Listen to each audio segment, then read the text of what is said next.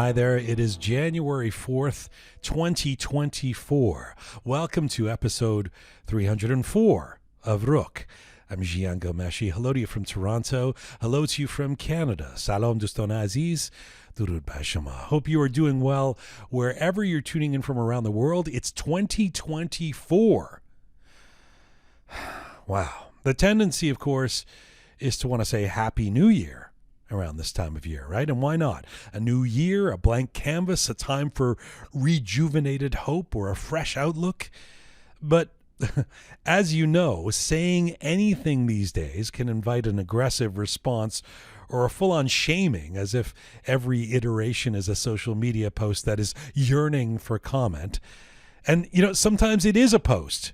And I posted on January 1st in social media about 2024, and I guess I made the cardinal sin of wishing followers a happy new year, for which I received some requisite responses berating me for preaching, or maybe just suggesting anything positive in a time of such difficulty in the world. Like, how can you wish a happy new year when there are people dying in the Middle East?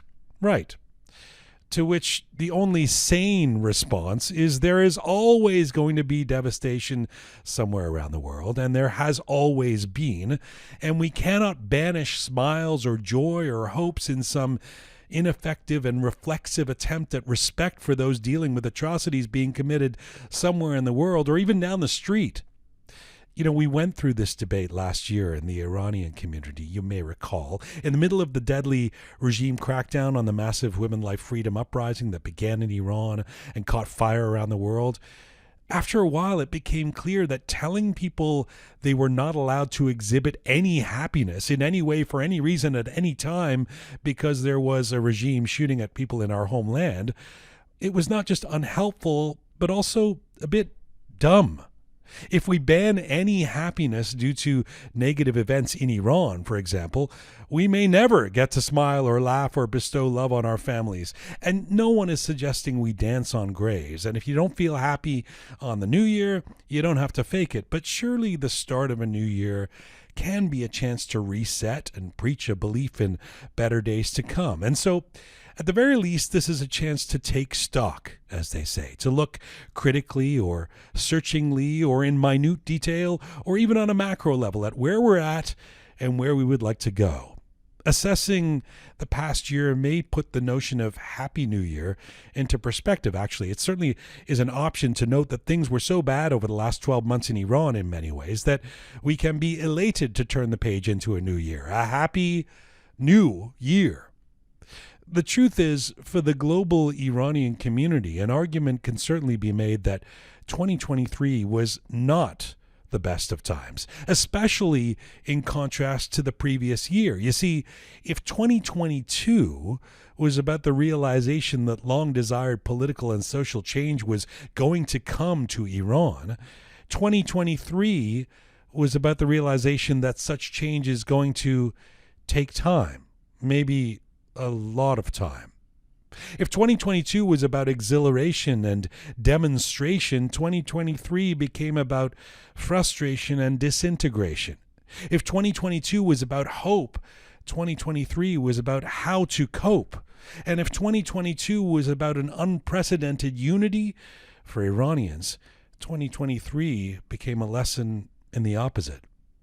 So maybe today is a chance to discuss what we have learned and what we can take into 2024 on every level. We'll do that in our roundtable with Pega and Raha, but also with a special feature guest who has been on this program a few times before. Musician, media man, producer Arash Sobhani and his band Kiosk have a brand new album out that is actually a look back at the last year or two and lessons learned and emotions felt. Arash joins me in the Roqe Studio. We'll play some tracks from his new record as Kiosk embarks on a North American tour in the weeks to come. We'll have a conversation about all that we've just talked about. That is coming up.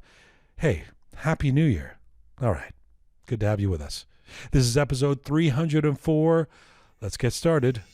This is Roqe.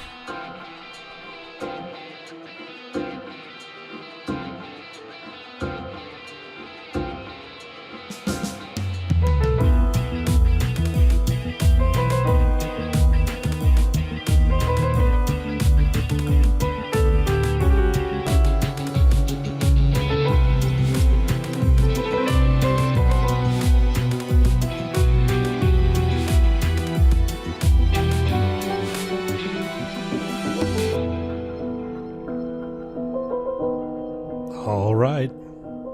Welcome. Microphones on. In the studio, 2024.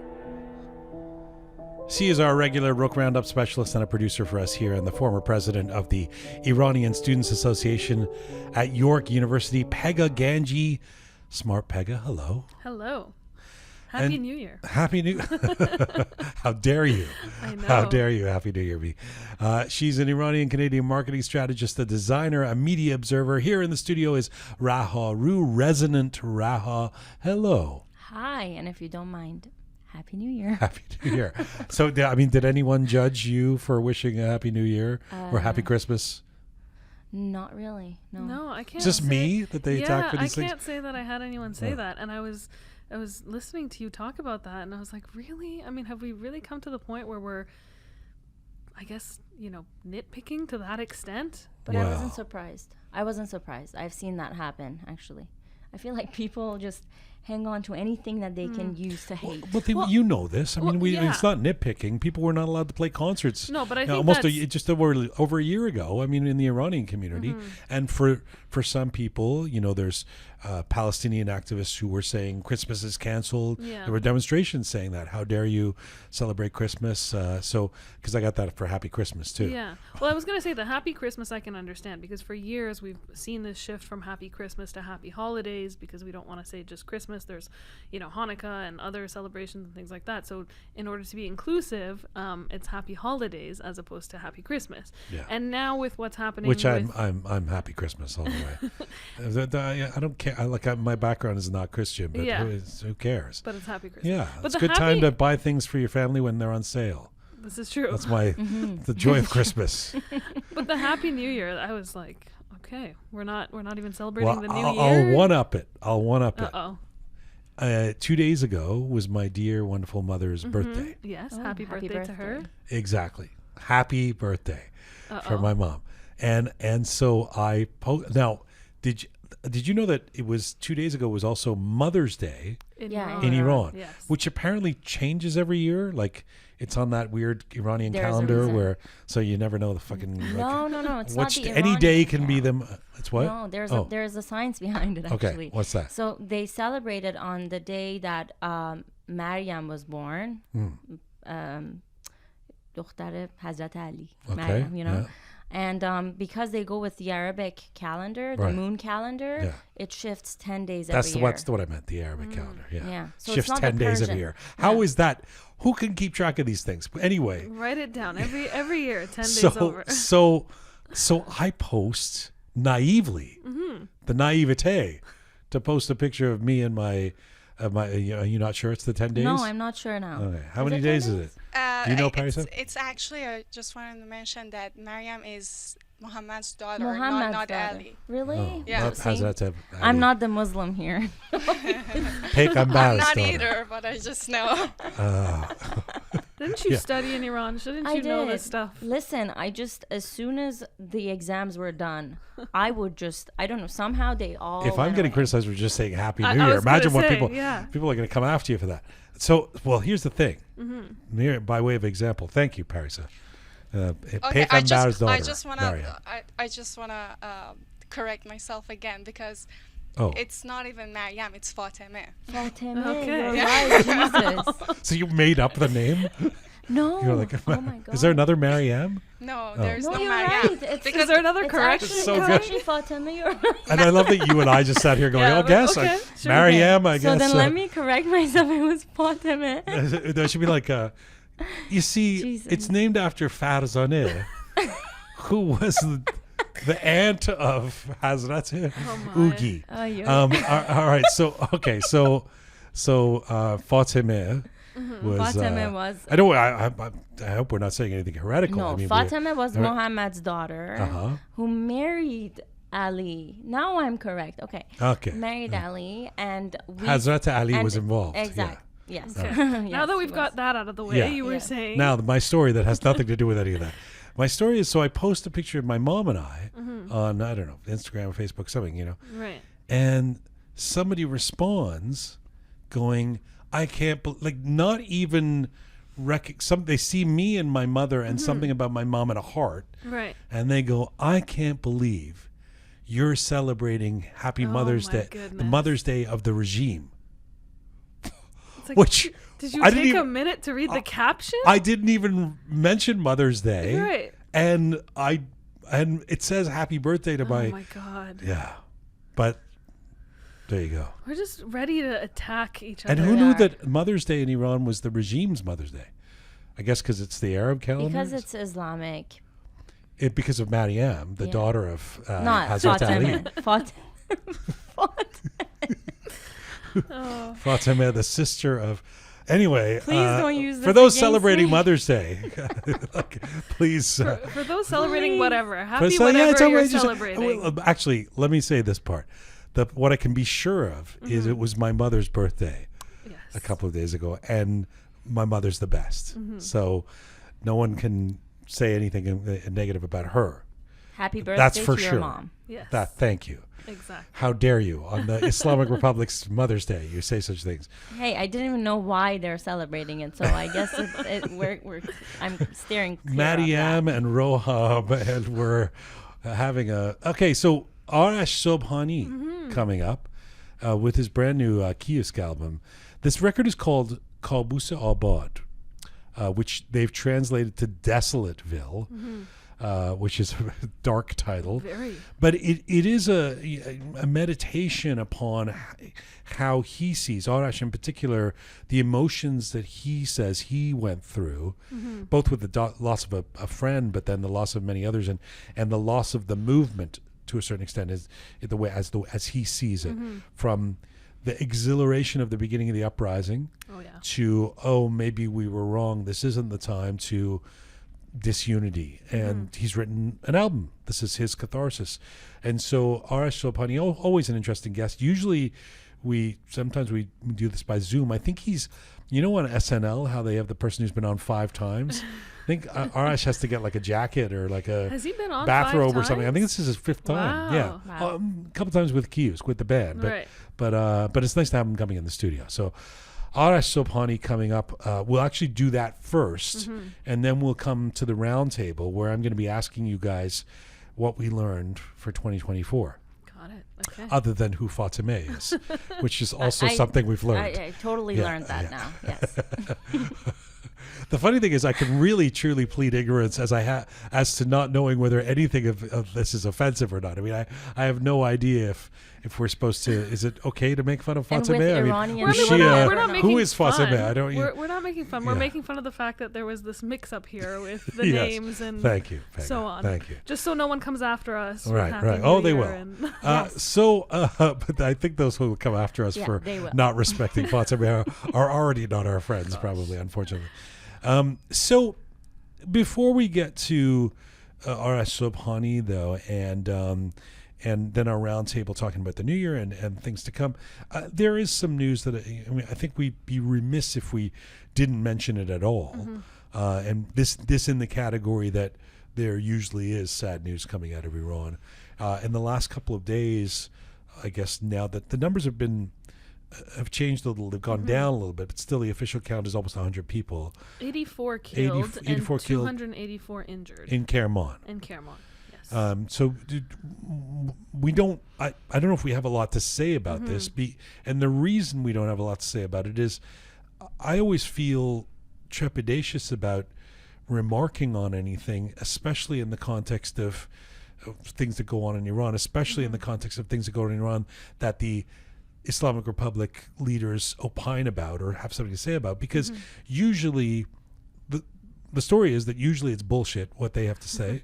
And so we don't know really exactly who's behind this, what happened. I know ISIS, Daesh today took responsibility. I'm not even sure who ISIS is anymore. It's really hard to untangle that alone, or if they were really responsible. But what we can say is that civilians were amongst these people who were killed. Yes, absolutely.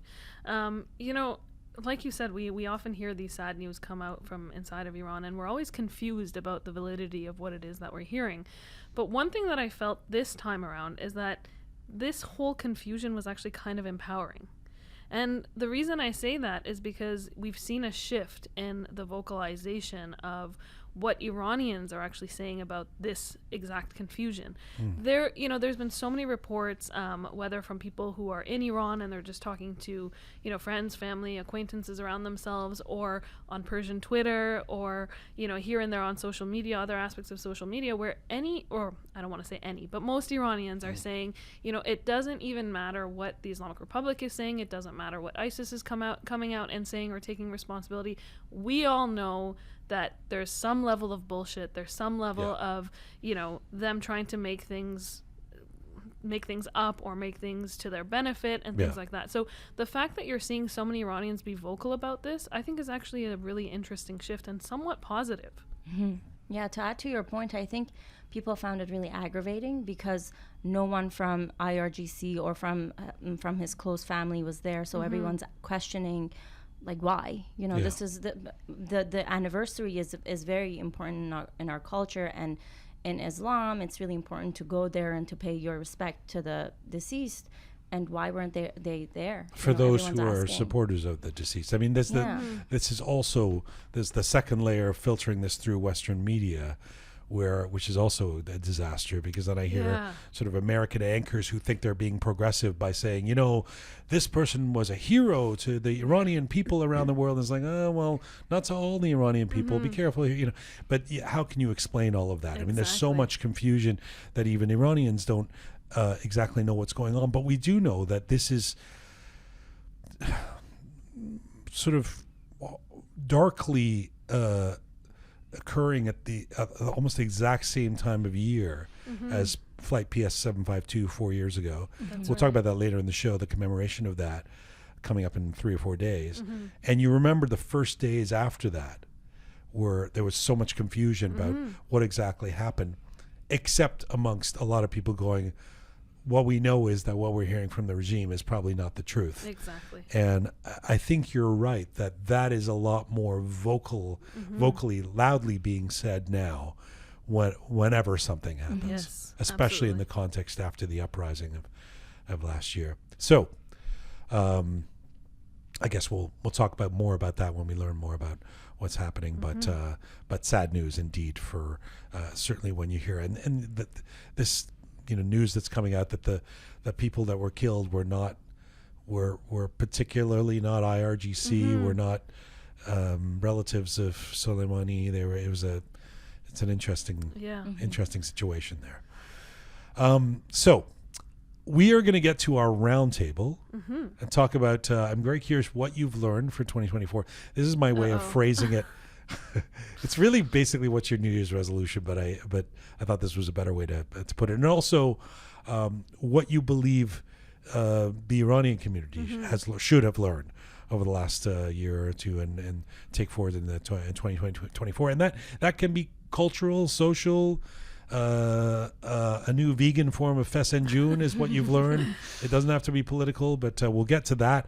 But Arash Sobhani coming up first. All right, so we'll see you guys in a little bit. Let him come in the studio. We are coming to you on roqemedia.com.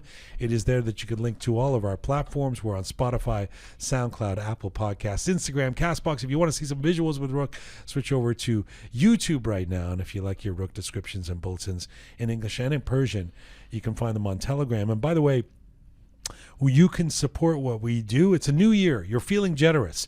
You want to help your favorite podcast, or you're somewhere in the top 100 of your favorite podcasts, Roqe. You go to our website, roqemedia.com, ROQE media.com, and just press the support us button. It takes you to the page where you can become a Roqe member and join our Patreon page, which is a little subscription every month, a few dollars that go to us. You get some extra benefits, and extra content, and you help support Roqe's existence.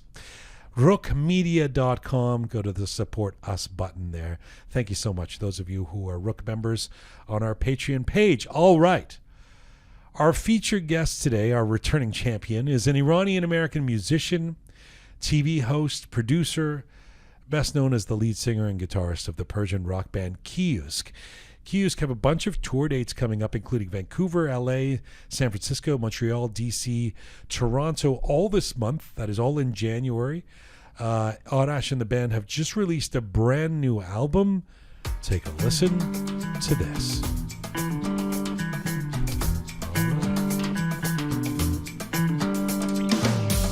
کجا بودی کجا رفتی چه چیزا دیدی همه جا رفتی به هیچ کجا نرسیدی میگفتن آسمون همه جای رنگه هرچی میگفتن مزخرفه و چرنده درو واکن درو واکن یه مسافر مونده از راه درو واکن درو واکن خسته از شهر تک و تنها در واکن در واکن در واکن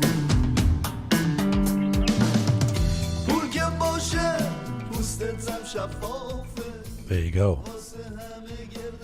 Little taste of a brand new track called Daro Valkon. It's actually the lead-off song from the brand new Kiosk album titled Kabus Abad or Desolateville. The songs are from the creative soul and talent of Arash Sobhani. Arash is not only a songwriter and musician, but is of course recognized for his tireless activism with respect to the Islamic regime of Iran. He also was the host of the popular satirical news program On 10 and on VOA Persian, and served as the producer of Persia's Got Talent, amongst other things. And right now, Arash Sobhani joins me in the Roqe Studio. Hello, sir.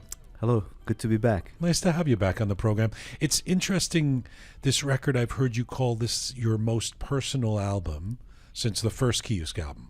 So you're 11 or 12 albums in now. That's quite a thing to say. It is, and I think I had forgotten the feeling. That's why I was after it was finished, then I realized, oh, this did to me what the first album did to me in terms of venting out all the frustration that was building up inside me, and it was like a big explosion about to happen in my head, and then it just all came down on paper, and we managed to somehow record it. And I felt after that, I felt like so liberated in a way. Yeah, hearing you talk about this record, there's records that you make with intent, and then there's records that sort of come out of you. That this sounds like it was a catharsis, right? Exactly. It just had to happen. It was something I couldn't stop. I mean, the album is particularly singable. Like, I think there's great melodies on this record, but it's not a happy record. There's the disillusionment with the plight of the uprising that began with the killing of Mahsa Amini, and then there's the tragic loss of a contemporary and a dear friend, which this first song has to do with. Talk to me about Reza Haqiq Nejad. Reza Haqiqat Nejad, actually the song that is dedicated to him is called Didar Nahai, which was the first song for this album that I wrote. And what happened was that first time I met Reza was in Istanbul, and it was a rainy night, and we met at some cafe somewhere in Taksim Square, and we just started walking, and we really hit it off right then, and we became very close friends, and we were always in touch, and did some other projects. And when the uprising started, I really liked he was a really true journalist in terms of being fair and balanced, but he had his political, views and everything. I called him up, to talk to him about, there's a hope we might be going back. And at the same time, we were both cheering for the same team, soccer team, and we were both fan of Istiqlal, and they were playing in a final, Didar Nahai, and we would joke that we one day would go back and see one of the games together, or he was supposed to come to US, or anyway.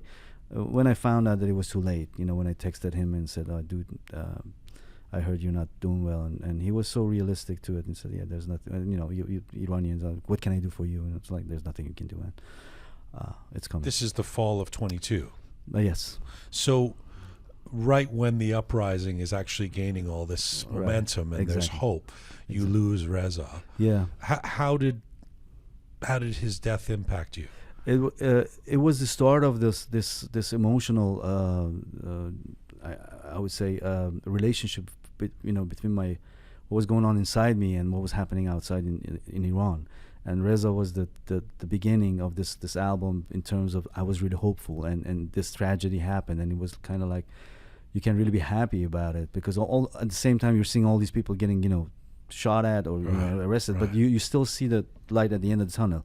You feel like, okay, we're very close. and in the or song. You think you do. Yes, yeah, exactly. Yeah. Now we know. Now we know. And then I thought, in the lyrics I say, I'm happy. One eye I'm crying, the other one I'm worried that I'm going to lose you and you're not going to be there when we get there, because I was so sure we're going to get there. So you're not going to be there for the final meeting, which was the with the game, the final game that was going on, and well, the game happened, but the other thing didn't. So does his death become a metaphor? At that time, no. At that time was very, very. It was very. It made me very sad, because I felt like, okay, we are going to see this. That day. A lot of us were living to see that day, and he's not going to be there. But eventually, when I came to terms that no, maybe you won't see that day either, then it was a different story, I think. Desolateville. The English translation of Cowboys Abad. It's quite a title. It's I feel like it could have been the title of a Kiosk record any time in the last 45 years. Why does it feel resonant now? I'm imagining you're partly it's a meditation on Iran, right? When you say Desolateville. True. Yeah. I think at this juncture where we are right now, I felt like we are at a crossroad, and no matter which way we go, it's not gonna get to anywhere. And I felt like we've put ourselves in a position that it doesn't matter which way we go, how fast we go, or who's going to lead the way. It's just not going to take us anywhere, because there's something essential missing here. And we've been fooling ourselves for so long to avoid coming to terms with what has been happening for the last 50 years maybe. And that kind of, I couldn't let it go. It just stuck with me ever since. But you start writing this record in the fall of 22, right? Yes. So I'm imagining it wasn't called Desolateville when you started the record. No, but the track that you just played, that was the second song that I wrote for this album, and I wrote that in January. And I think back then a lot of people were still hopeful, and I think back in January a lot of people were still thinking that we are going to get there. But by then I had realized that no, you're not going to get there. So when you talk about the therapy of this record for you, the catharsis we talk about, the catharsis is not only coming to terms with the death of your friend Reza and many others who, as we know, died in this period, but your own disillusionment or your own realization that your hopes are not going to be met. That's true. I remember there was I think an interview with Shapur Bakhtiar when he said that when he got the news that the army has basically surrendered, and so he's not going to be the prime minister anymore. So he said, I walked out of my office and I felt Damavan was lifted from my shoulders. And obviously he was a patriot. Obviously he was worried about the country. Obviously he was worried about what's going to come next. But I think he felt liberated because he was also under a lot of pressure that he didn't he was not expecting and he was not responsible for. That feeling is different than what I'm saying, but it was the same kind of liberation feeling. The feeling of I felt like this had to come out of my chest. I'm still worried. I'm still I still think about it. I don't think I'm what done. Had to come out of your chest? All the pain that we had to witness, all this, I don't want to say betrayal, but all this mismanagement, all the things that were wrong that we did, not every single person, but every single political group who could have been much more smarter, much more prudent in thinking about the country and the people. And I think that was the feeling. I'm going to get to some of that of where you think or how you think things came undone, if you will, in terms of at least this uprising. But just, if I can reflect on it, because I think you came on the show in early up in the uprising, and you were certainly positive or hopeful. Do you feel, you're a guy who's lived for quite a while. You've been at the front lines in terms of some activism over a few years. You've met a lot of the players in this. You've worked on TV and radio, and you've written songs, political songs. I'm not suggesting that you were the only one who didn't, who was hopeful. There was this you've got quite a crowd around you, including me. Those of us in that moment where we were saying things like, "There's no going back. This is it," etc. But do you feel a bit, if I can just put it coarsely, do you feel a bit dumb? I mean, that if the Who said we won't get fooled again, that we kind of got fooled again? Yeah, I think we were. I think we simplified everything way too much, and I think we were naive in believing that it's going to be this simple, and we thought it's a big we started celebrating before the final whistle, basically, and that really distracted everybody, and a lot of people who were not supposed to be there at that time. You just think like everybody's happy. Let's let everybody be part of this, but they came in and they took control and they just destroyed it. I remember I was in Istanbul, and you and I remember having a phone call with you. It was like in November of 2022, and you were saying, "I'm starting to get worried," even at that point. Do you remember when the moment was when you went from euphoria, yay, the revolution is coming, to uh-oh? I think it was in November. Yeah, I think it was in November. There were a couple of incidents that happened that I don't think it's necessary to we go over it now in this program. But there were a couple of incidents that happened that I realized that a lot of people were actually coming in very calculated. They were not just changing positions because they thought, oh, now I see, so I need to be supporting the people. No, it was calculated what they did to come and kind of veer it off the track it was going, to take it in a different direction. So there are a lot of players came in that shady characters with a background that was not very positive, and they became main players all of a sudden. And then next thing you know, they're the gatekeepers. And then the next thing you know, the enemy's inside. I actually don't entirely know what you're talking about. Are you talking about the opposition leaders? Not the leaders. A lot of people who around came them? Yes, people who came in later in the game and kind of became the facilitators of a lot of things. You have a song on this record called Aftab Parast, which translates to chameleon. Yes.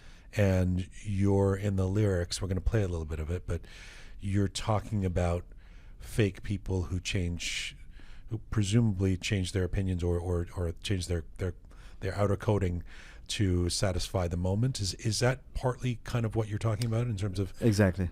That's it. People who, it's one thing that you realize something and you change your position. You're entitled to change your position. You're entitled to have new, ideology or whatever. And it's a great thing. We all have to change and improve, and it's a great thing that we all came together at that moment. But the intentions, and I'm I've always been trying to not think about intention, what people are, why they're doing things, don't think about their intentions. But then you realize, no, there is an evil intention in a lot of these people who are turning. Let's play a little bit of this. Is from the brand new Kiosk record. This is Aftab Parast.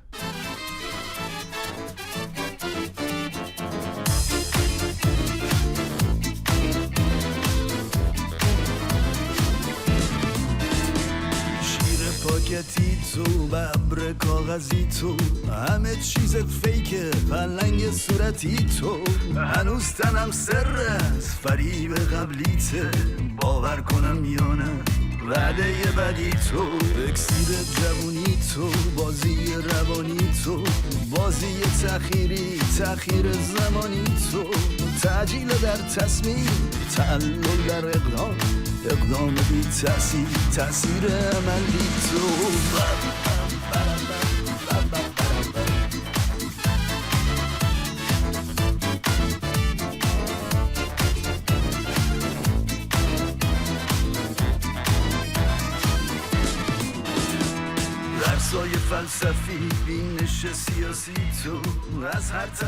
There you go, from the new Kiosk record, Desolateville. That's the song Aftab Parast. I'm here with Arash Sobhani. Do you remember the moment you wanted to write that song?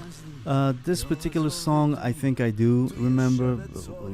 I was Actually, I had a performance in Sweden, and these words were just, kind of floating in my brain here or there, and the melody was there, kind of, very vaguely. And then I just sat down and one day in a hotel and started playing with my guitar, and then just poured out.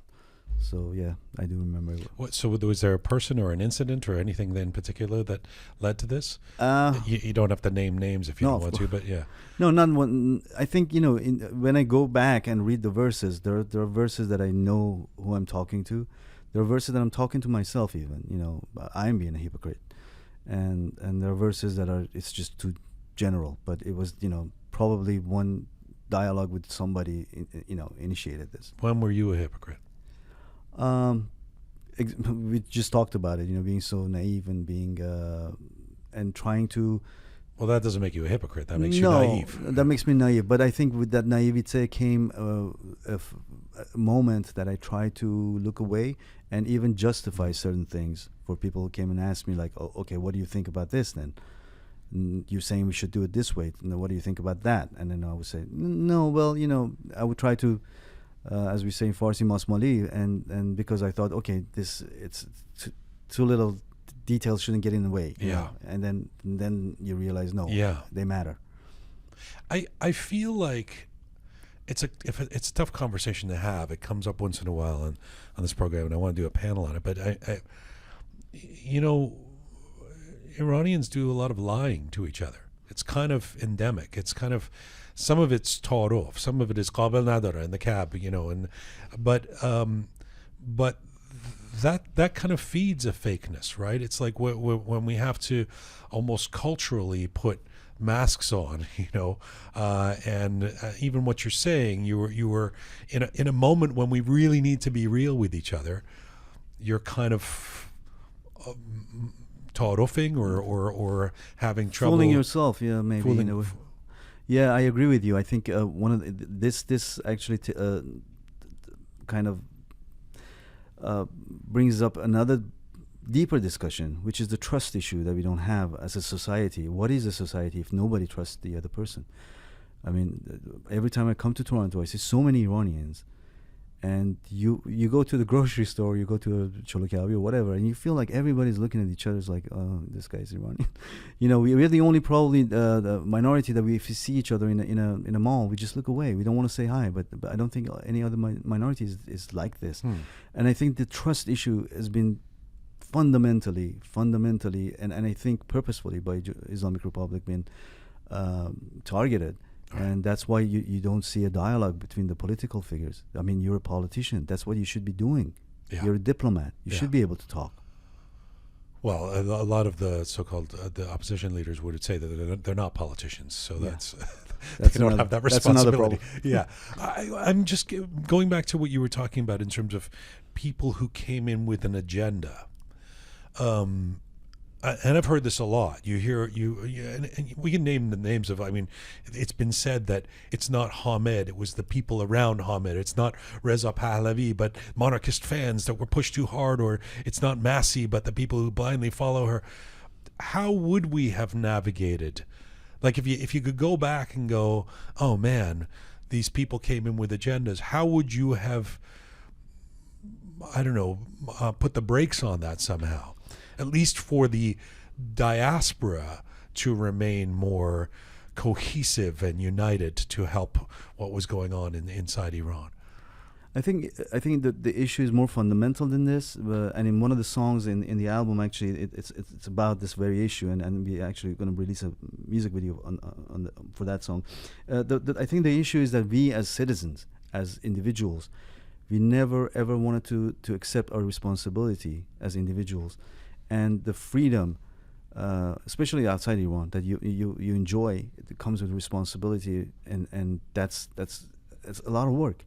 And we always, we think we're used to finding a figure and kind of like, gathering around him or her and trying to, make a leader, and then it's not our responsibility anymore. He or she has to lead. And if they fail, another failure. So we'll find another person. But it's us as a nation, as people, as individuals. We have to come together. We have to realize it's for all of us, every single one of us. And so the person who says, I left Iran, I'm a dentist here now in Calgary, Canada, I don't want fucking responsibility. It's not my responsibility what happens with that regime back in Iran. What do you say?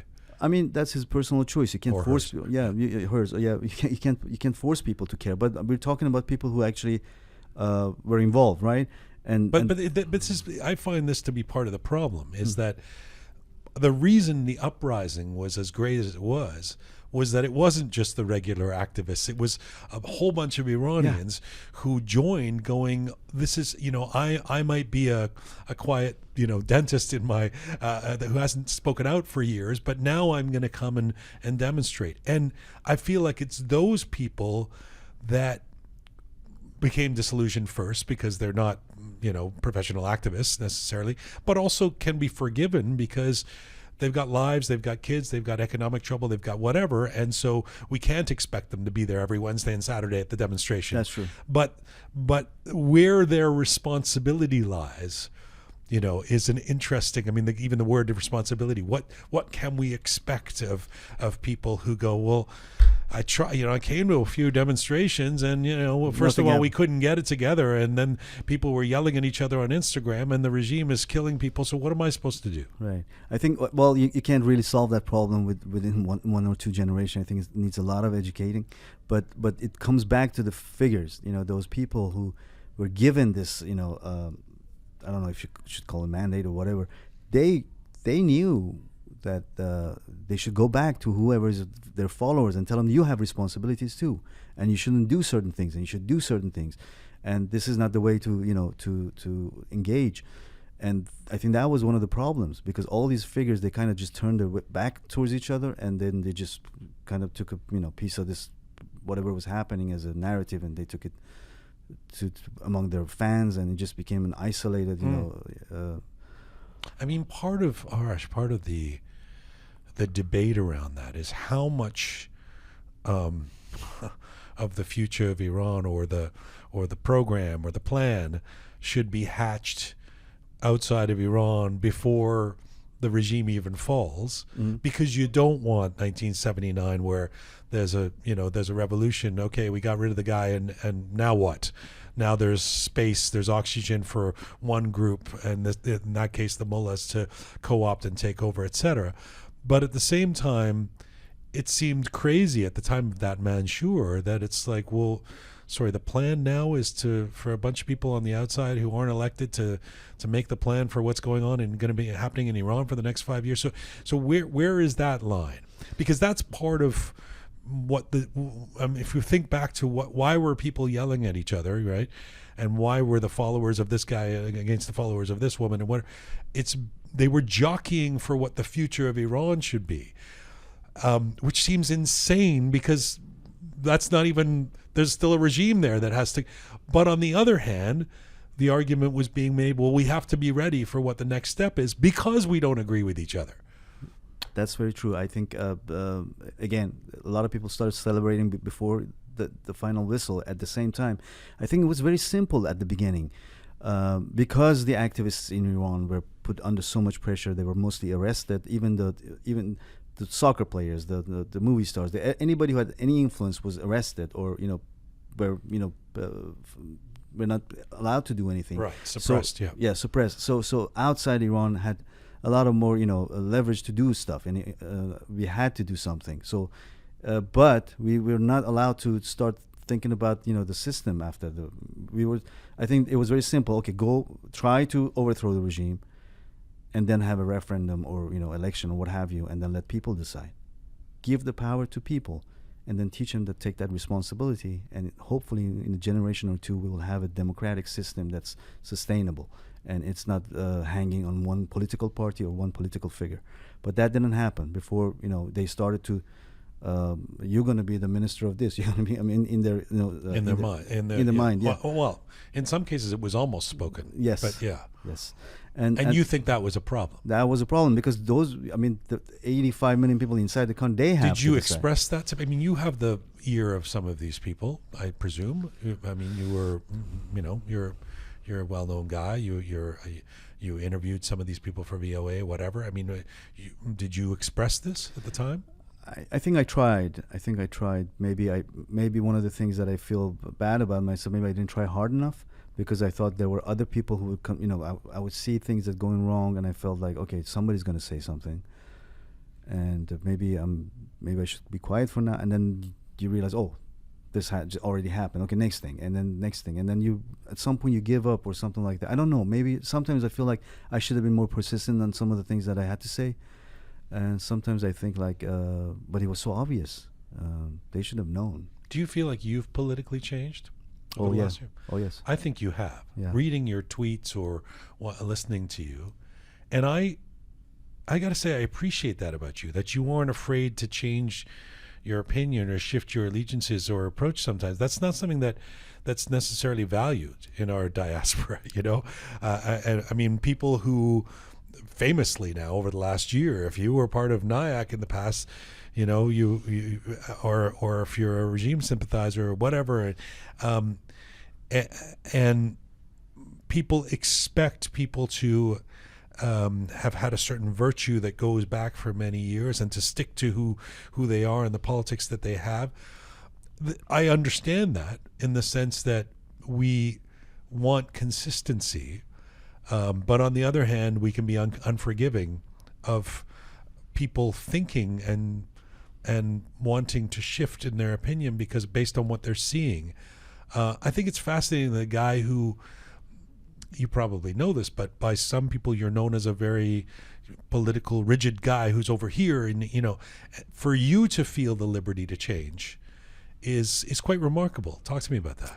Thank you. I think, I think there's two ways of looking at it. One is evolving. You're learning. You're trying to learn and be better, and try to maybe make up for your mistakes or what have you.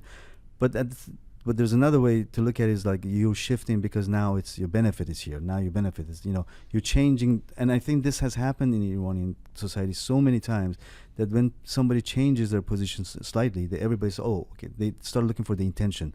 Where is he getting money from? Where is he? Right. Who's his friend? Who's he talking to? Back to the lack of trust. Exactly. So I think that's the two different things. And to my defense, every time that I kind of changed or politically was expressive, I was always in the. It was not to my benefit, at least. I don't know how else to put it, but I was always, in the minority. I was always in the, whenever I changed not necessarily changing my position, but even expressing my position, it was never in favor of, gaining anything, if it wasn't the other way around. Well, I feel like you end up, first of all, there's little value, it feels like. I mean, it's a shame, and it's not just amongst Iranians, but there's little value for nuanced positions anymore. Somewhere in the middle. As somebody who always tries to see things with nuance, I realized that if I was a hardcore leftist, or if I was only in with the monarchists or something, I would have a constituency. I would have friends. I would have this group that I always know has my back. When Arash Sobhani moves positions, you're gonna lose the constituency the hardcore one that you had. Yes. And the new ones are going to go, well, he hasn't been with us this whole time, so should we trust him, and what's his agenda? Yeah. And there's a lot of groups who try and take advantage of that. Okay, so these guys are going to disown you now, so you better come to us because you're going to need somebody to protect you or to come, to be your fan or to listen to your music or what have you. So that's when you probably would start to overdo it in a way.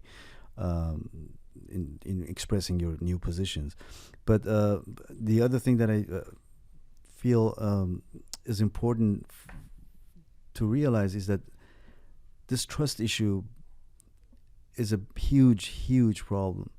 And if we don't find a way to overcome that, I'm really not hopeful that anything will change in 10, 15 years for better. And I think it has to come from above. I think it has to come from figures that people trust. Those guys, those I don't know, celebrities, maybe not a good word, but if those political figures, social, whoever has an impact, start to talk to each other and acknowledge that we are different. Your view on this particular issue is different than mine, and I respect that. You're entitled to have that view, and I have a different view. But we can't talk to each other. Unless they don't start doing that, I think we'll just start to move away from each other, and it's going to be much more difficult, much more chaotic the next time people come on the street. And would you agree that we have to start? We should not be attacking each other? I think that's a very good start, because I think that we can criticize each other, but to character assassinate each other, to try to cancel each other, that's, I think. Well, so when you write a post saying this guy who funded Farah Pahlavi and did a big special with her and whatever, this guy's a fake, this guy's I've been saying this for years, where does that fit in with attacking or not attacking? I don't think that was the guy I wanted to have a dialogue with. I think it has to be a constructive dialogue. We don't want to just have a dialogue for the sake of dialogue. I don't think you're going to go to have a dialogue with the Islamic Republic, because they're not interested they're not interested in the outcome of the dialogue. If they engage, they're never going to engage. But even if they do, they would just want to engage in the dialogue just to be part of it, but not to necessarily appreciate to agree with you in the outcome. But just to play it out. I mean, I don't necessarily have a stake in it, but why call that guy out that way? I mean, why? What is the purpose of that? Why is that important for you to tweet about? It's not about him. It's about what the Queen stands for, and that brand, which was important for all of us, for a lot of people. And she was an icon. She was the cultural icon. She still is, of Iranians, and respected. And she was respected among, vast. Yeah, she's probably the most universally respected person we have. Exactly. Yeah. And I think she was taken advantage of. I'm sorry to say this on a program, but yeah, I think this the whole thing damaged the brand very much. You've said you worry about the poison atmosphere of Persian Twitter, or X now, which I think is a legitimate concern, a worry, especially with the U.S. presidential election coming up this year. We're into 2024 now. What do you most worry about? I think there's a fraction of these activists or those people who are active on Twitter, or are affiliated with some political groups, that they look up to Trump. And they did that before. The first time he was running, they really liked his approach on Twitter. Just attacking anyone and just saying whatever. just being outrageous and saying things that people say, "Wow." And I know a lot of people are going to say, "Okay, you wrote a letter to Trump." I didn't vote for Trump. I wrote a letter to Trump. I wrote a letter to Larijani. I think I wrote a letter to some other asshole at some point too. But it wasn't voting for them. And so anyway, I think that attitude they will take it to extreme, and they will start attacking other opposition figures that they don't get along with, and it's just going to, this divide is going to be deeper and deeper. You worry about the Trump supporters more than the other side? I mean, yeah, because I think I find that the Persian American left is also quite intolerant of at least the far left of anyone who doesn't agree with them too. Well, the far left in any country, I think they're as unreasonable as the far right. I think far left and far right, they kind of complement each other. They meet at some point. But in this case, he set an example which was unprecedented in political interaction between figures and parties. And then Iranians took it to extreme, as they always do, And it's funny because there was I remember, a couple of years ago, or the last, I guess it would be almost 4 years ago now, but the last presidential election, and talking about on this program about, people in California who wouldn't look at each other when they walk or see each other in the street or whatever, Iranians, because that guy's a Biden supporter or she's pro-Trump or whatever. Yeah. And that being an issue, and someone like Homo Sarshar saying, "I've never seen this kind of division before." And then we had this. It's so funny, the journey that we've been through over the last 15 months, or 20 months. You couldn't really. You'd have to take quite a while to explain this to a non-Iranian, and yet we all know exactly what we're talking about. There was this moment of unity where those polarized audiences come together, and they're all on the street in LA, we think. 80,000 of them, and Reza Pahlavi comes and everybody's cheering, and then now I almost feel like now we're more divided than ever. We are. I mean, I hate to say this, but you know, every time I sort of question someone and go, well, you know, not someone, but people who are observing this stuff and people who were really staked in the uprising, you know, and I say, well, you know, where have we landed here? They go, no, the goalposts have moved, things have changed, you know, look at Iran, there's women who'll go out without hijab, like, you got to appreciate these are steps. I'm really not so sure about that. I feel like, I don't want to say that whole uprising did more damage than not, but I do really feel a level of division now that I'm not sure existed 2 years ago. I agree with you totally. I think there was a moment in the uprising that, and the Islamic Republic has invested and worked on it, you know, for a long time to create those divisions. You know, you're from uptown, or you're from, you know, Pine Shahar, Bala Shahar, young, old man, female, male, Kurd, Turk, outside Iranians, anybody, any label they could put on you so we can make a division, they did that. And at some point, this all fell in the uprising. You know, there was no division. All Iranians were united from LA all the way to Mashhad or Tabriz. You know, there was, and then when the frustration started to build up, then we started to go different ways. And sometimes I try to tell myself that this is maybe, like you were saying, is part of the journey. Kind of reminds me of the book Stone Boat. I think it's the translation of José Saramago, the Portuguese novelist. He has a book. It's about the Iberian Peninsula in Spain and Portugal, and it's like the metaphor is a boat that's kind of floating. You know, sometimes it drifts towards Africa, and sometimes drifts towards South America, and I feel like, okay, at some point it's gonna, you know, dock somewhere at some harbor, and it's gonna be there. And I feel like we're still in that journey. Maybe we're still trying to, because, you know, we all have grown in the last year. We all have changed a lot, and maybe that's part of it. But at the same time, I also have that skepticism of no, maybe this wasn't not that the uprising wasn't good, but maybe we have to accept that we were defeated, and accepting that's something that people are not willing to accept. I think that's true. But I also, part of me also thinks, having said what I said about us being divided, I also do believe that everything that happened in terms of the divisions or the spats on social media to the real serious polarization needed to happen.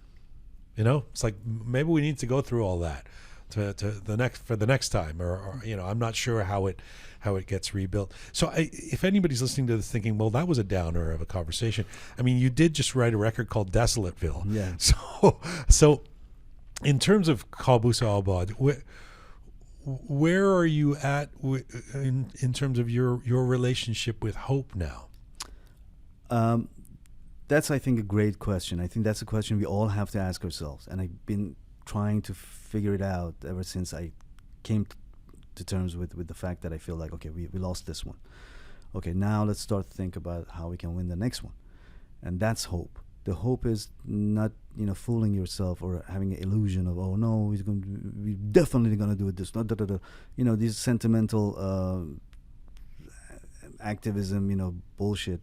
I don't think that's what we need. I think we need a realistic approach. We need to realize what we did wrong, try to figure it out, and not do it again. And to your point, the moment, the shining moment of this whole thing was that it was like we were, as a nation, we were dead.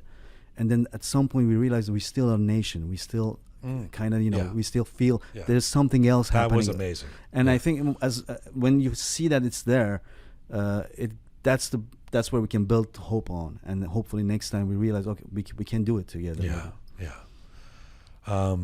It's great to have you here. Are you excited about touring again with the boys with Kiosk? Yes, because we hadn't played in the U.S. for a while. You know, it was the pandemic, and before that I had to move. And anyway, yeah, it's been a while since we've been back in the States. So that part I really am excited about, to go and see friends and perform. And Canada. Don't make it seem like you're not excited about the Canadian days. No, we've been performing in Canada, but in the U.S. like last year we performed in Toronto. Toronto is basically our base now. Yeah, it's your home. Yeah. Home away from home. I want to go out on a song called Boz Begu. Tell us about this.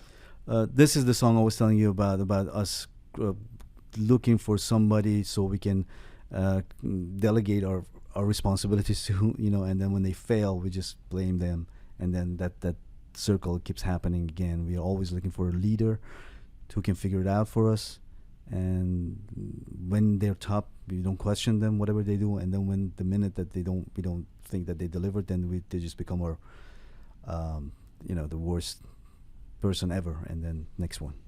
It's really good to have you here. I always enjoy talking to you. You're an independent thinker. I appreciate that, and this is a great record. Thank you so much. I was very much enjoying it. I hope people will check it out, the new Kiosk record. From that record, this has been Arash Sobhani in our studio. Thank you again, brother. Thank you so much. Thank you. This is the song Boz Begu.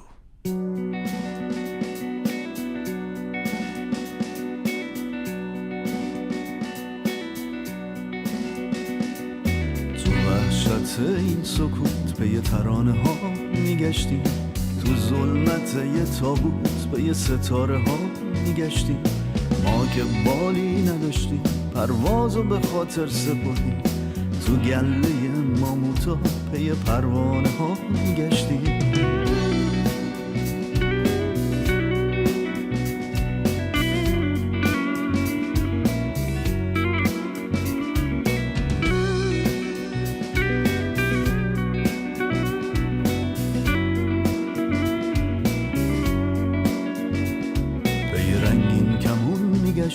توی کانالای سیاه و سفید، توی دنیای سامت به یه گرامافون میگشتیم. ما نون نداشتیم کوفت کنیم، تو از پشن فروت میگفتی، سوار موتور سپاچی از هشمان اتوبان میگفتی. فردای ناپیدامون تو پیچ حساس هنوز، مسکن نوستالژی واسه فراموشی امروز. رد پات رو ابرا بود، صدای ما رو پایین نشنیدی، تو از بالا میگفتی بگو چه خوب میگفتی. باز بگو، باز بگو. There you go, a little taste of the song Boz Begu from the new Kiosk album. The new Kiosk, as I would say it in English. Record. Back here with Pega and Raha. Arash has left the studio. What a great song. It's a good song. The new record is called Kabus Abad. Like, and I was saying Kabus Abad. yeah, it's Kabus You were Abad. telling me, do you think I said that through the whole interview? Yeah. And Arash was so sweet. He was sitting here and didn't say Yeah, anything. he didn't say anything. Didn't correct me and say, No. that's not the way to say my album name. So what do I say? You say like Kabus Abad. It's I thought, Kabus don't you Abad. join words together? You should join them Jian together. Ghomeshi. Yeah, but that's different. It's very different. Can you come into the microphone a little bit? Oh, here we go. Jesus, Pega. With Is me that on other- the mic. Yeah. You are Jian Ghomeshi. That's not I'm not Kabus Kabus. Abad. But don't you say Kabus Bidari? That's a very different way of putting two words together. Well, why is it not Kabus Abad? Farsi 101. Yeah. Okay. If I'm gonna talk do about it. Maryam I and shouldn't the- do that. Yeah, yeah. I'm not gonna explain Yes, this. maybe this Kaveh probably knows, right? Kaveh? Why is it not? He's in the when you say with that Parisa. Yes. when you say Kabus No, no. Abad, it's like Turn him on. when you say Kabus Abad, it's like you are referring to a place. But when you say Kabus Abad, it's like you are describing, the nightmare. There we go. Yeah. Oh, Kabus Abad is a place. Kabus Abad is describing the nightmare. I like how we're doing this for nobody except me, because anybody who's listening knows how to say these things usually, or gave up a long time ago on. Okay, thank you, Kaveh, June. and Super P, and you guys Kabus Abad. The new record, Kabus Abad. Good job. From Kiosk. Thank you, Arash. She was just in here. So you guys were sitting on the other side of the glass. You were listening to the interview. I always enjoy having him here because I thought that was a Roqe conversation. Yeah. And as I said in the interview to him, I appreciate, I don't know if I always agree with everything Arash says, but I appreciate that he is willing to change his mind. I mean, it's like a thinking human. Yeah. Which you would think that everybody would aspire to, but that's not the way it works these days. Everybody sort of picks their opinion and sits in a silo, and so it's refreshing to hear somebody kind of, even like I say, I don't even necessarily agree with some of the directions he was in or goes into, but he's constantly kind of assessing, and that's cool. Yeah, that was a really big takeaway that I had from your conversation with him, was that I was surprised at how often I was nodding my head along with the things he was saying. You know, talking about... And why does that surprise you? Well, because again, you know, especially within the last year and a bit, I think so many Iranians have had such differing views, and yet hearing you two speak and talk about so many of the mistakes that maybe we have all made in the last year and a bit, or things we've noticed, there was so much that I was kind of finding myself saying, yeah, you know, I really agree with that. The celebrating too early, the being naive about things, the, you know, disunity and the mistrust, like all of those things. I was sitting there, yeah, I agree. You know, those are definitely things that in everyone's mind, I think, right now. Yeah. It was not a Kabus Abad for you. No, it was not. Nor a Kabus Abad. I was trying to work in the... so you and that your takeaway was that you agree with Arash Sobhani. Yeah, there was a lot I definitely agree with. I guess we were both saying this. And actually, there was a part that you were saying, you know, there's little value for nuance. You specifically mentioned that. That's my hobby horse. I always say, Yeah, and a portion of your conversation with him. And I know that's something we've talked about a lot over the last, I want to say like 100 or so episodes. Yeah, the only oxygen in media, especially social media, is to be in one of the extremes. Yeah, you have no one wants a nuanced perspective, a balanced kind of opinion. That's right. It's like you pick a side and you defend it with all you've got, and you are so and then you're against, a hero to some group. You're a hero to some group, and you are the enemy of the other group. It's very black and white. It's very, you know, I've chosen my side. No, you're the enemy. But yes, but in taking a nuanced position, you're the enemy of both groups. Of everyone. Yeah, exactly. Because I mean, try taking a nuanced position on the Middle East right now, on Israel Palestine. Both groups will tell you to fuck off. They'll be, you know, who are you? Yeah. You know, you don't understand the Palestinian struggle. You don't understand Israel. Like, it's like both of them will hate you for it. Yeah. That's where I am. Right in the middle. Yeah. Hated in the middle. Everything. That's where I am, hated. Excellent. Yeah. Perfect. That's what we want. Yeah.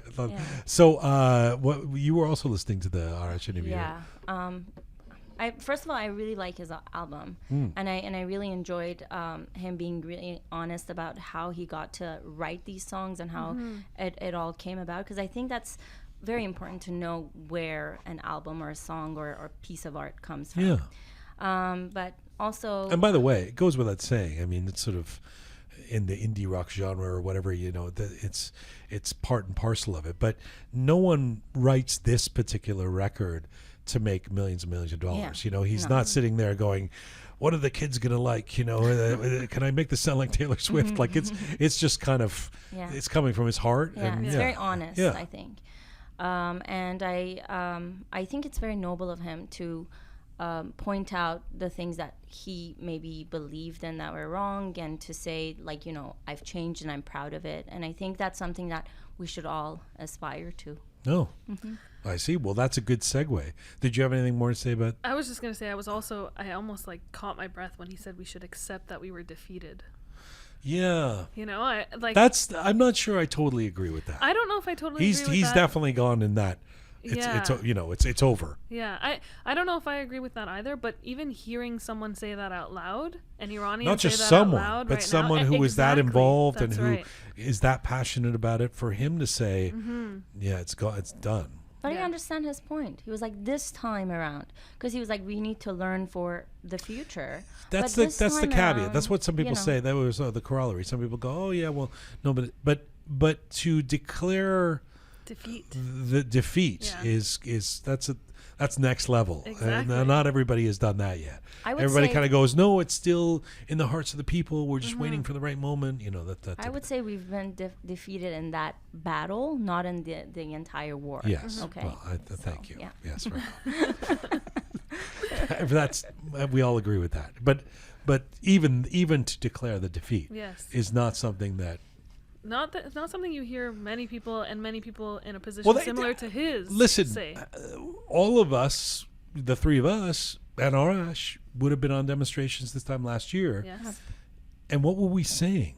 We weren't just saying Masa Amini. We weren't just saying women like freedom. We were saying no solution, one solution, revolution. That's right. And we were saying, and our whole theme was this. This is it. No, what did we say? There was an actual thing we said though. Yeah, this is it was the point, but it was like there's no turning back. There's no turning back. Apparently, there's turning back. There's turning back. Yeah, I mean, I don't know. I don't think I agree with that. Well, which part? You don't agree that things have definitely slowed down in comparison to a year and a bit ago? Slowed down, yes, but I don't think we are back to where we were. No.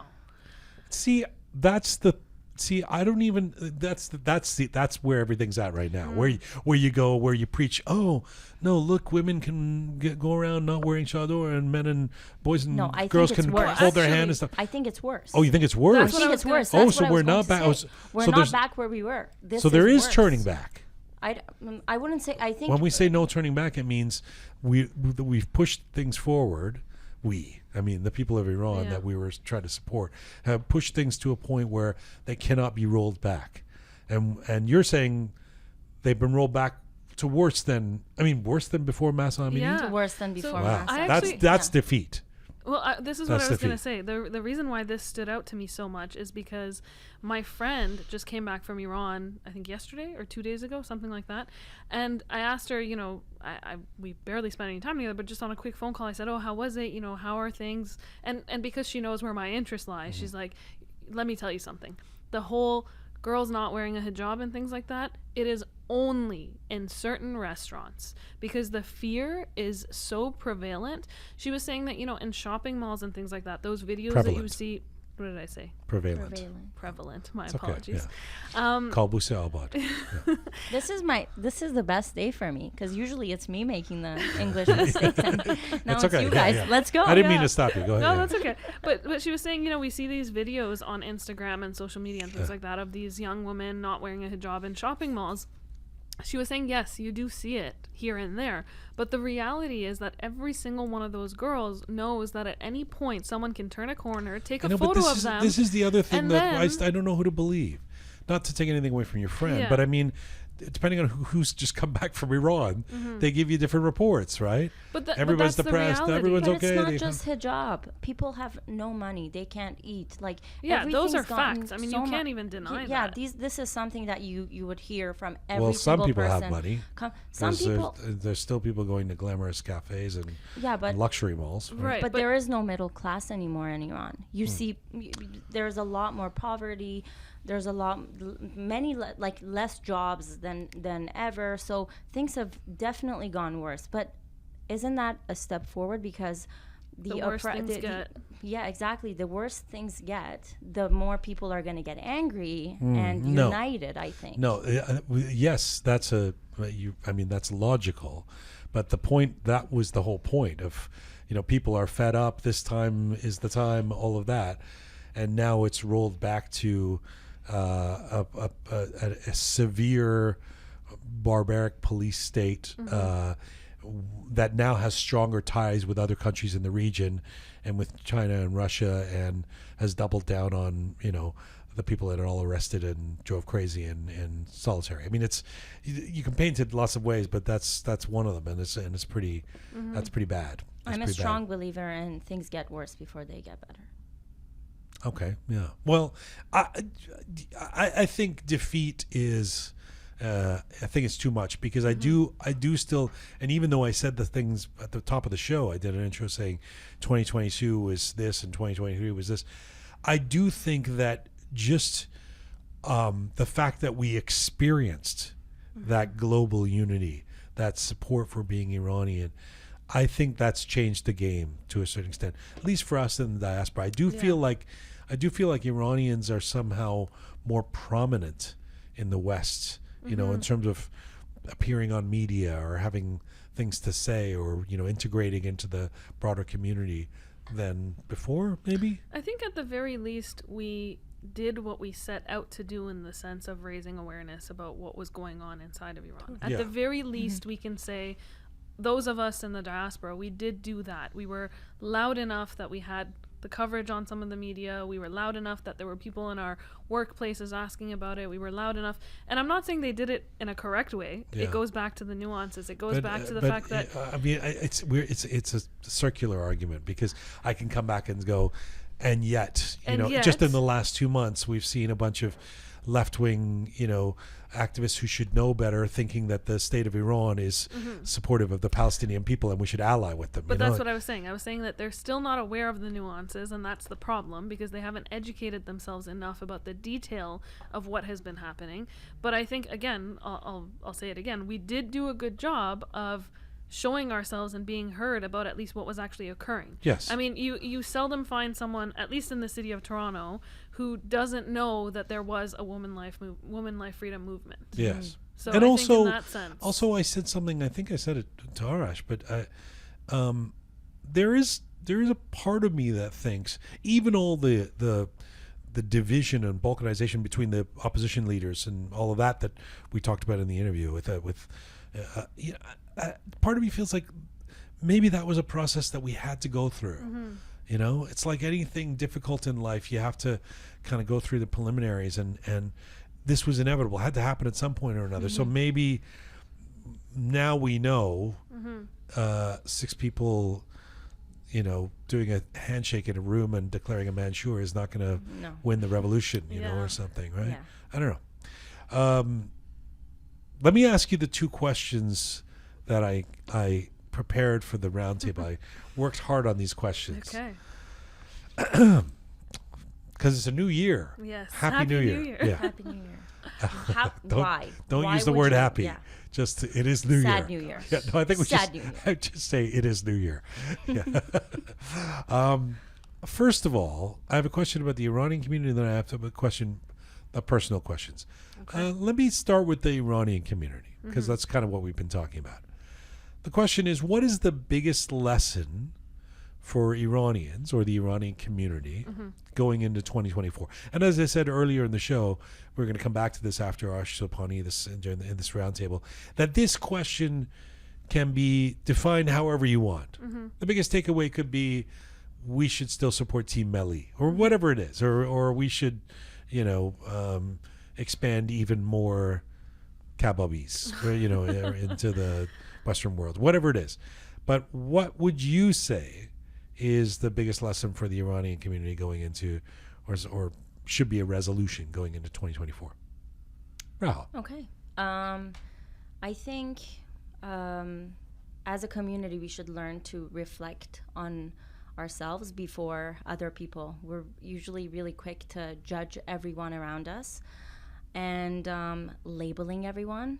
And I feel like if we want real change, we have to go to the mirror first and kind of try to think and be more flexible and be more absorbent towards what other people are saying. Learn for ourselves. Ding, ding, ding, ding, ding, ding. I'm going to judge you and say that's the correct answer. Thank you. I don't think there's one correct answer, but that is what I had. We need to temper our tendencies to judgment. Yes.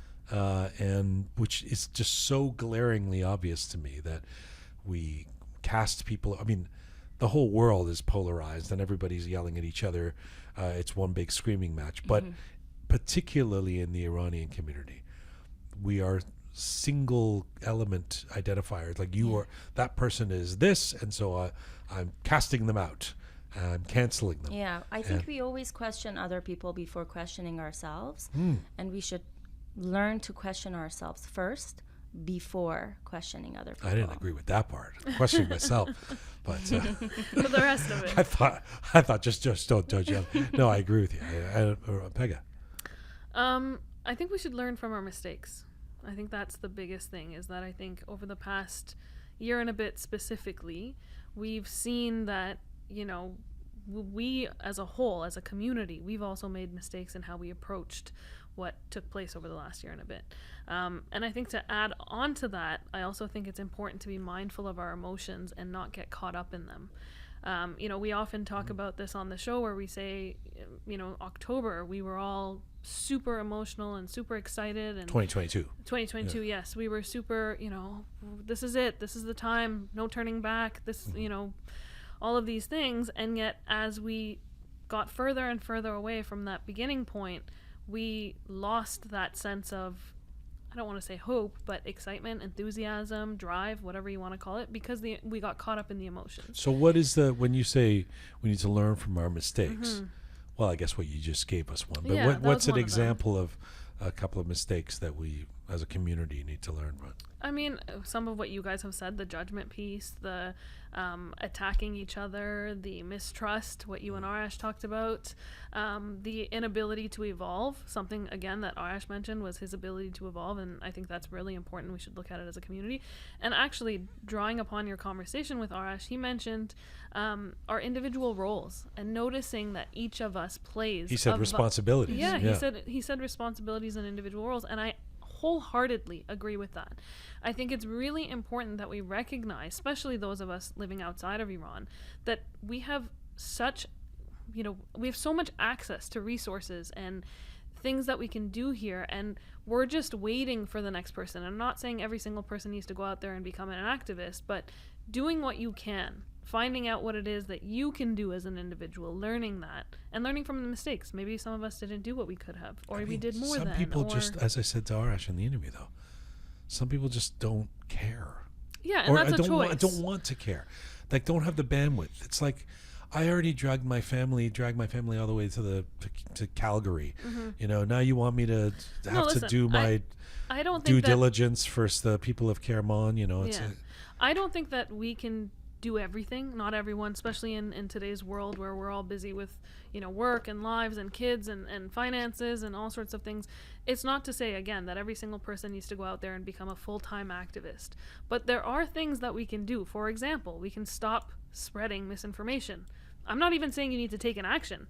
Don't take an action. If you don't know what it is that you're talking about, don't go on social media and post and spread misinformation, right? That's the very least that we can do as responsible. Well, you've got some, these are good, easy things to fix. Yes. Yeah. Start small.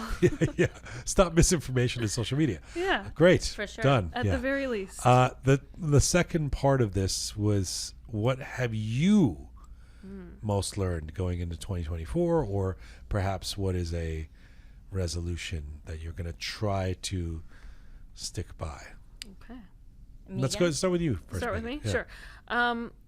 My personal, my biggest goal for the new year is actually to be more mindful of everything, whether it's an action I'm taking, it's time I'm taking to do something, you know, spending time with individuals, anything, is to just be more aware of what it is that I'm doing. Because I genuinely feel like last year just flew by, and there were moments that I was kind of like, you know, what happened there? How did we get from January to December so quickly? I feel like there were times where I was kind of like... Wait, I'm confused about what being more mindful means then. Well, being present in moments and being mindful of what it is that I'm doing. Because there's so often, right now when I look back at the last year, that I feel like, you know, snap of a finger and there were months gone. So that would be my personal one. Mine is to be less mindful. Really? Sort of, yeah. Wow. Okay. But not in the way you mean it. I don't know. Let's see if I'm there next year. Yeah, mine is to... It's a bit different, but mine is to care less what people think. Oh, okay. That's mine.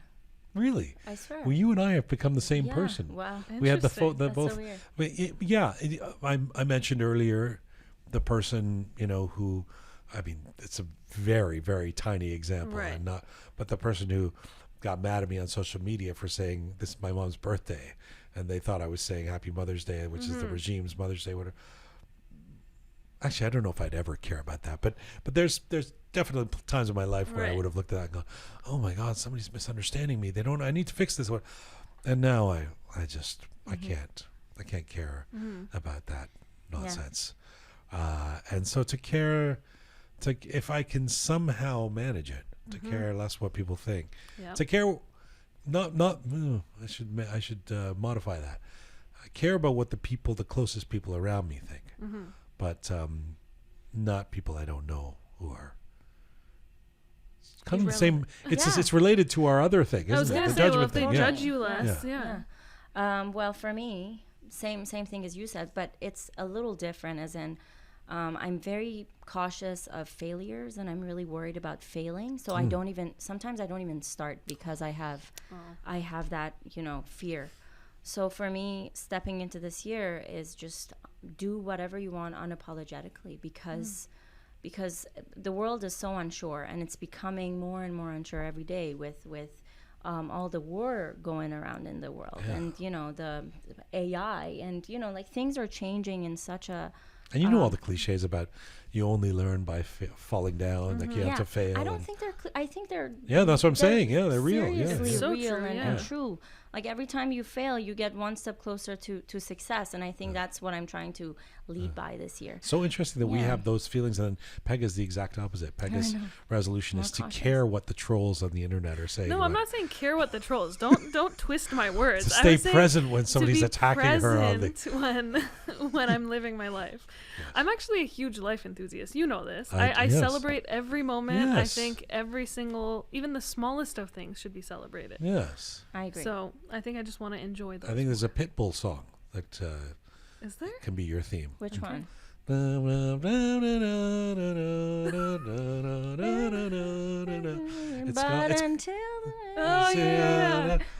called Feel the Moment or something like that, isn't it? Like that.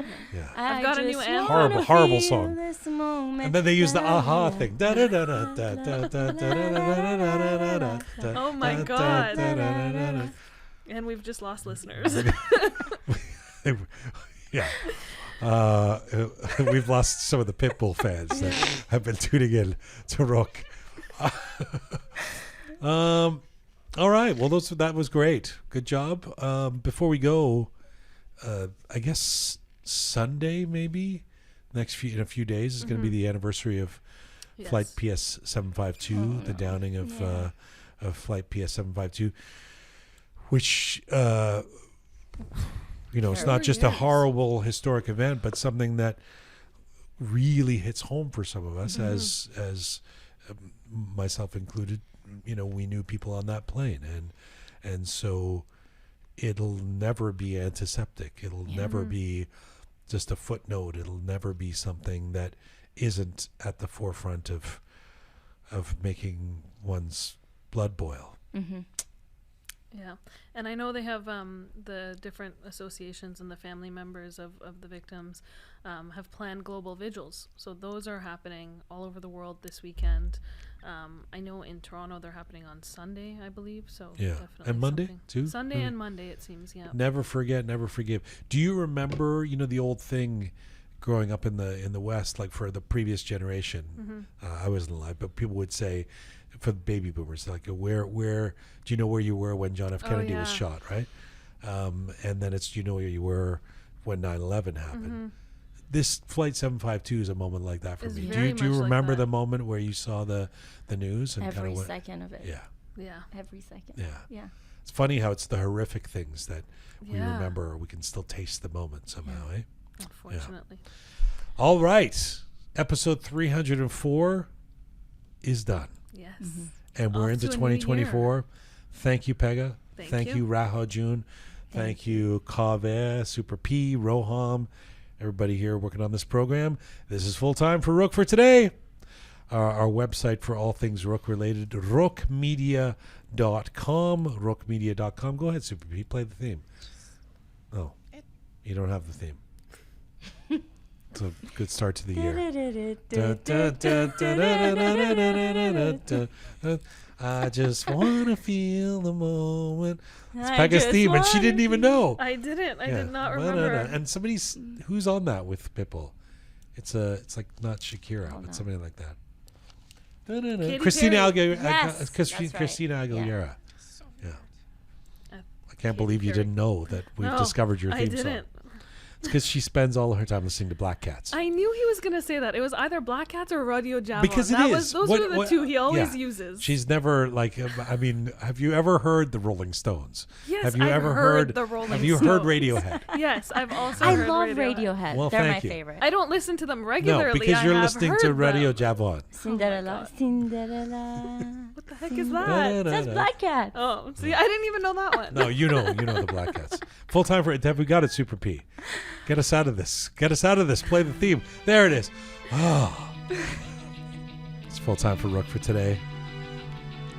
Hey, thanks to the amazing team who put this show together. Super Parisa, Smart, Pega, Savvy, Roham, Methodical Kaveh. He's methodical, you know. Bearded Omi, Talented Anahita, Resident Raha.